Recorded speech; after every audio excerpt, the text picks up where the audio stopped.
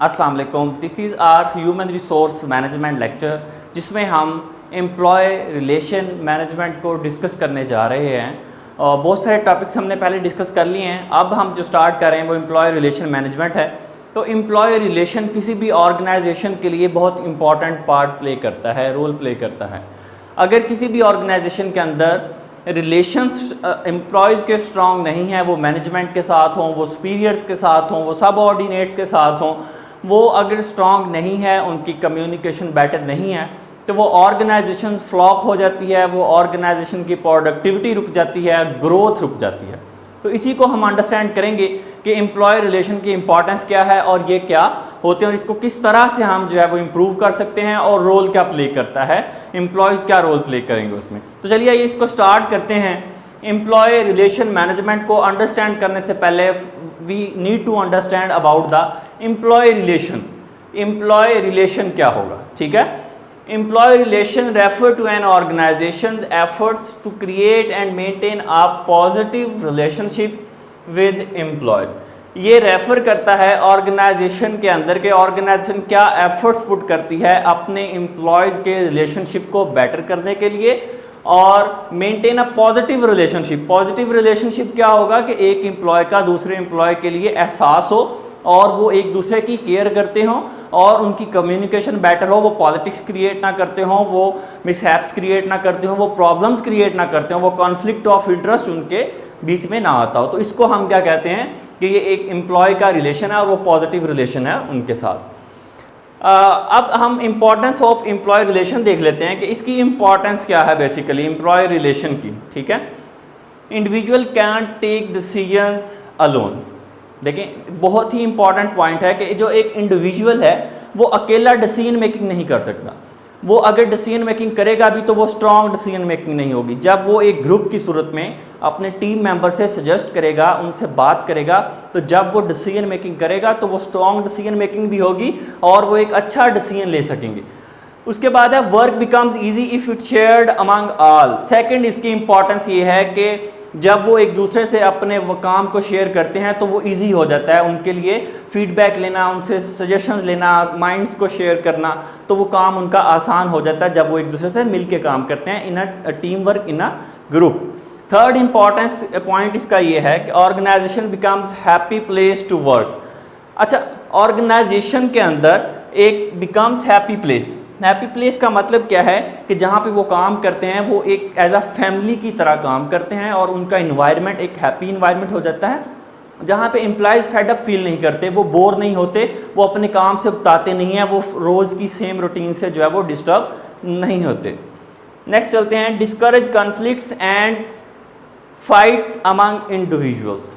अच्छा, अब इसमें अगर इंपॉर्टेंस क्या है, अगर एम्प्लॉयज़ का रिलेशनशिप अच्छा होगा तो किस चीज़ को डिस्करेज होगा, वो कॉन्फ्लिक्ट्स नहीं आएंगे, ठीक है, और फाइट्स नहीं होंगी, आपस में एम्प्लॉयज़ लड़ पड़ते हैं, झगड़ते हैं, बहस करते हैं और एक दूसरे की जो टांगे खींच रहे होते हैं वो उससे बाज आ जाएंगे, ठीक है, वो काम ख़त्म हो जाएगा।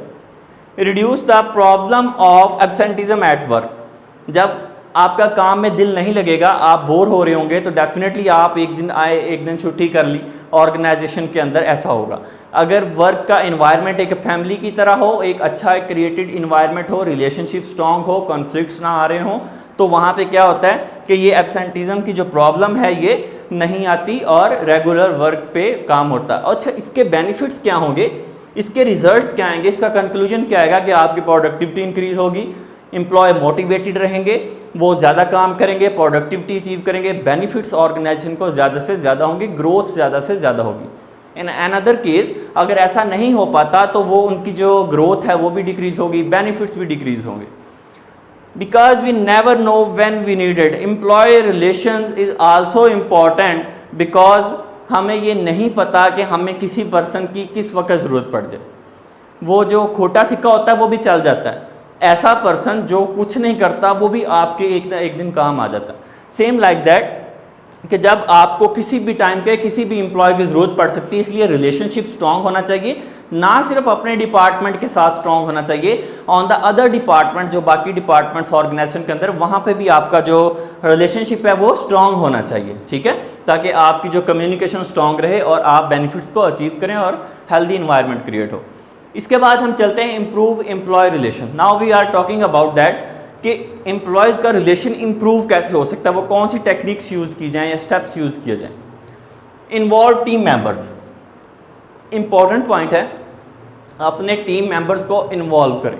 एक काम आप शुरू करें तो आप उनके साथ वो शेयर करें कि आप कौन सा काम करने जा रहे हैं। ये मैनेजमेंट की रिस्पॉन्सिबिलिटी भी है कि वो आपस में उनकी कम्युनिकेशन इफेक्टिव होनी चाहिए, स्ट्रॉन्ग कम्युनिकेशन हो, ताकि वो हर चीज़ को शेयर करें और एक दूसरे को साथ लेके चल रहे हों। अगर एक थोड़ा सा वीक है तो दूसरे को जो है वो कंप्रोमाइज़ करना चाहिए, कन्विंस करना चाहिए, ना कि अपने नॉलेज की बेसिस पे दूसरे को डिक्रीज करना चाहिए।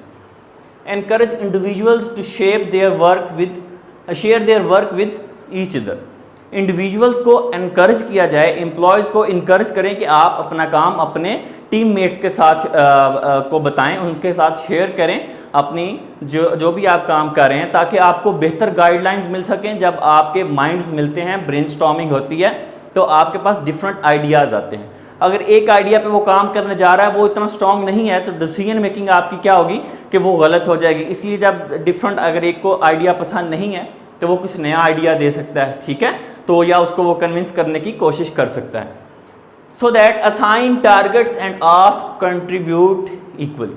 उनको टारगेट्स असाइन किए जाएं और ऐसे टारगेट्स असाइन किए जाएं जिसमें वो इंटरेस्ट रखते हों, वो काम कर सकते हों और इक्वली होने चाहिए। ऐसा नहीं होना चाहिए कि उन पे बर्डन, एक पे बर्डन हो और एक जो है वो बिल्कुल रिलैक्स हो। नेक्स्ट है encourage effective communication among all team members. Effective communication को इनकरेज किया जाए। कम्युनिकेशन सबके लिए एक जैसी होनी चाहिए और कॉमन पिक्चर सबको शो होनी चाहिए और वो ओपन फॉरम पे होनी चाहिए, जो भी कम्युनिकेशन मेंबर्स के दरमियान हो रही है, और वो एक पॉजिटिव कम्युनिकेशन होनी चाहिए, फ्रेंडली कम्युनिकेशन होनी चाहिए। Organise birthday parties, new year parties etcetera. आप न्यू ईयर पार्टीज अरेंज करें, किसी की बर्थडे है तो उसको अरेंज करें, इससे गैदरिंग होगी। आप लंच पे जाएं, आप डिनर पे जाएं, कुछ टाइम बाद अपने कॉलीग्स के साथ गैदरिंग करें। उससे क्या होगा कि आपका रिलेशनशिप स्ट्रांग होगा और आप एक दूसरे के साथ जो है वो केयरिंग बन के चलेंगे और काम आपका आसान होता जाएगा इंडिविजुअली। तो अगर आप इन चीज़ों को इस्तेमाल करें, यूज़ करें, तो आपका एम्प्लॉयज़ का जो रिलेशन है किसी भी ऑर्गेनाइजेशन के अंदर वो बेटर हो सकता है। इसके बाद अब हम बात करेंगे एम्प्लॉय रिलेशनशिप मैनेजमेंट की। अभी हमने बात की है एम्प्लॉय रिलेशन की, अब हम एम्प्लॉय रिलेशनशिप मैनेजमेंट की बात करते हैं कि एम्प्लॉयज़ रिलेशनशिप मैनेजमेंट क्या होता है। देखें कि जब भी एम्प्लॉयज़ का रिलेशनशिप क्रिएट होता है तो वो सुपीरियर टू सबऑर्डिनेट होता है, वो एम्प्लॉय टू एम्प्लॉय हो सकता है, वो ट्रेड यूनियंस के पर्सन के साथ हो सकता है, वो डिफरेंट लोगों के साथ हो सकता है। अब इसको मैनेज करना, मॉनिटर करना, ऑर्गेनाइजेशन के इंडिविजुअल्स को मॉनिटर करना, ये एक मैनेजमेंट का काम है, उसको मैनेज किया जाता है। और किस तरह से मैनेज किया जाता है और वो क्यों कौन सा वे होगा उसको हम डिस्कस करेंगे। तो employee relationship management is an art which effectively monitors and manages. देखिए यहाँ पे अफेक्टिवली मॉनिटर्स एंड मैनेजेस, जो मॉनिटर करता है उसको और उसको फिर मैनेज भी करता है द रिलेशनशिप बिटवीन इंडिविजुअल्स। जो इंडिविजुअल्स का रिलेशन है वो एम्प्लॉय टू एम्प्लॉय है, वो सबऑर्डिनेट टू एम्प्लॉय है, सबऑर्डिनेट टू मैनेजर है, वो मैंने आपको बताया है। Either of the same team, वो सेम टीम से बिलोंग करते हों, कॉलीग्स हों, या वो किसी और डिपार्टमेंट से हों, एक्सटर्नल हों उनके साथ, और आर फ्रॉम डिफरेंट टीम्स, या वो डिफरेंट टीम से बिलोंग करते हों। तो इन लोगों के दरमियान जो रिलेशन होता है उसको मैनेज करना, उसको सॉर्ट आउट करना, ये सारे का सारा काम हम एम्प्लॉय रिलेशनशिप मैनेजमेंट के अंदर करते हैं। अब हम देखते हैं कि इसके अंदर एक्टिविटीज़ कौन सी परफॉर्म की जाती हैं। Activities for healthy relationship management. अब कौन सी एक्टिविटीज़ जो हैं जो एम्प्लॉय रिलेशनशिप मैनेजमेंट में परफॉर्म की जाएंगी। Transparency in communication, the first one is. अब ये ट्रांसपेरेंसी का क्या मतलब है। ट्रांसपेरेंसी मतलब ये है कम्युनिकेशन का कि जब आपने कम्युनिकेट करनी है इंफॉर्मेशन, तो एम्प्लॉयज़ को या इंडिविजुअल्स को तो ऐसी इंफॉर्मेशन कम्युनिकेट करनी है जिससे रिजल्ट ओरिएंटेड हो। उन सबको एक ही जगह पे इकट्ठा करें और ओपन फोरम पे उनको बताएं कि ऑर्गेनाइजेशन आपसे क्या एक्सपेक्ट करती है, आपने रिजल्ट्स क्या देने हैं, कौन सी रेस्पॉन्सिबिलिटीज आपने परफॉर्म करनी है।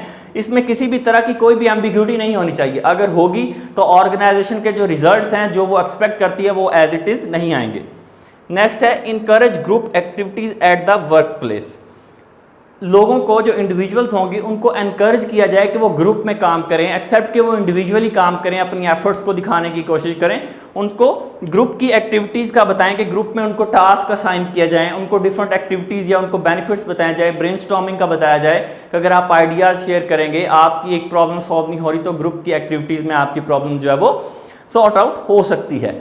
Number third is assign challenges work to team members. उनको चैलेंजेस असाइन करें, ऐसे चैलेंजेस असाइन करें जिसको वो फुलफिल कर सकते हो, जिस पे वो एक्ट अपॉन कर सकते हो। ऐसे चैलेंजेस नहीं होने चाहिए कि जो काम वो कर ही नहीं सकते, या एक को आप इजी काम दें, दूसरे को इक्वल रखें, और जो इकट्ठे होने वाले काम हैं, वो ग्रुप की एक्टिविटीज़ हैं, वो उनको असाइन की जाएँ।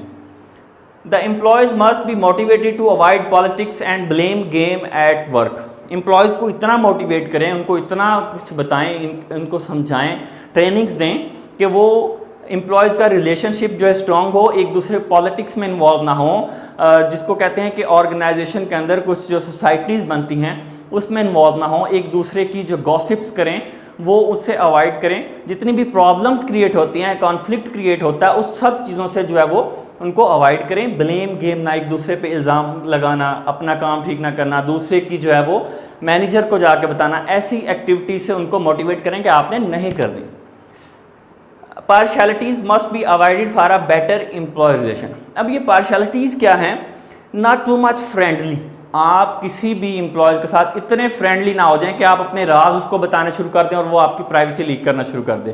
अपने रिस्पेक्ट करें प्राइवेसी की, दूसरों से अपनी प्राइवेसी को आप भी सिक्योर रखें और दूसरे भी सिक्योर रखें। इसमें इसको मोटिवेट किया जाता है कि आपने जो है वो एम्प्लॉयज़ के साथ एक लिमिट में रिलेशनशिप रखना है, एज अ कॉलीग रिलेशनशिप रखना है, उनके साथ गैदरिंग करें, लंच करें, लेकिन रिलेशनशिप आपका एक लिमिटेड हद तक होना चाहिए, वो टू मच फ्रेंडली नहीं होना चाहिए। तो ये तो था हमारे पास एम्प्लॉय रिलेशनशिप मैनेजमेंट को आज हमने डिस्कस किया है। नेक्स्ट लेक्चर के अंदर हम रोल डिस्कस करेंगे, role of communication, role of attitude, उसको डिस्कस करेंगे इसके पार्ट सेकंड में।